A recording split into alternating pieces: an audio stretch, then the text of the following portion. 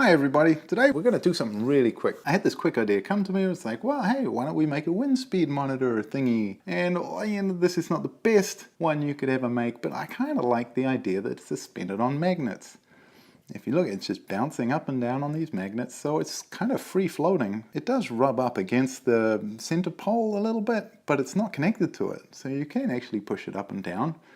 And I thought, well, let's make a little wind speed thing out of it and see how we go. So you can see it's working pretty well, and it's pretty nifty, looks pretty cool. So hope you like it, and this is how you make it.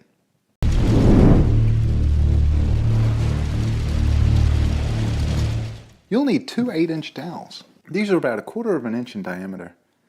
You'll need 3 or 4 magnets with holes in the middle. You can pick these up from the hardware store for around about 20-30 cents each. You'll also need some circular cutouts. These ones come from the alien light fixture that I built a while back. You'll also need 2 ping pong balls. And if they stay in the right place, there we go.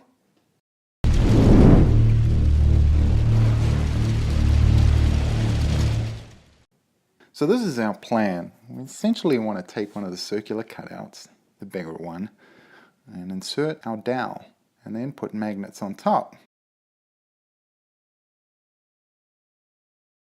You'll notice the top magnet is spinning.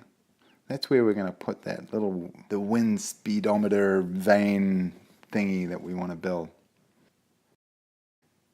So let's go ahead and stain up our circular cutouts. And while we're here, we might as well stain up all the dowels. We want to cut the ping pong balls in half, but it's kind of hard to find out where the center of the ball is. So what you can do is you can hold it up to the light. Make little dots with a permanent marker where you see the rigid line. We just need to cut at the points we marked. Be careful here not to cut off your fingers. That would be a shame. We should be left with 2 halves of each ping pong ball, giving us 4 halves. We want to trim them up a little bit to make them look nice. Get rid of those jaggedy edges. And then we're going to go and paint them. I chose red. With our dowels, we want to quickly measure 4 inches in and cut them in half. So we should be left with 4 pieces of 4-inch dowel. We're going to apply some wood glue to them and then stick them in a hatch type pattern over one of the magnets. You can see the hash type pattern here.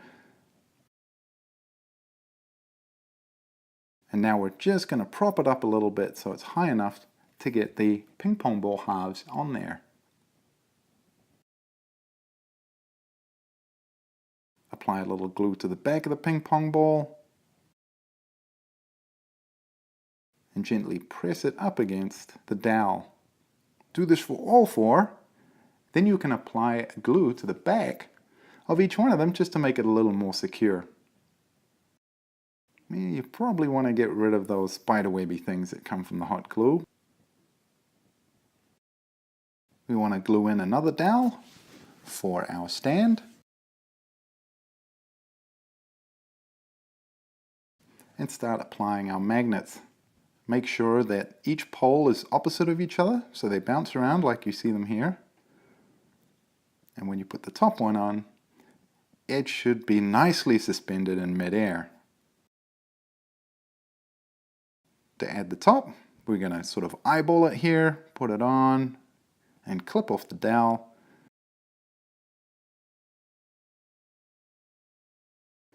And then make it permanent with glue.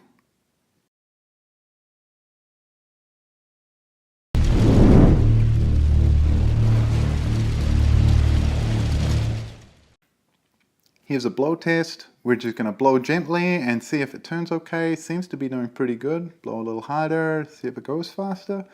This is looking out pretty nice actually. It's working out pretty well. Alright, time for the wind test. Grabbed the compressed air and gave it a good beat up around here. Although I probably wouldn't put this in a storm.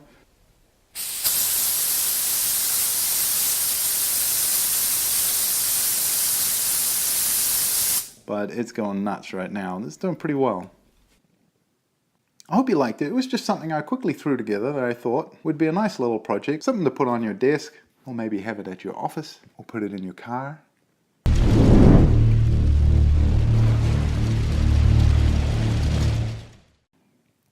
Do this for all four, and then you can apply, then you can apply glue to the back of each one of them just to make it a little more secure.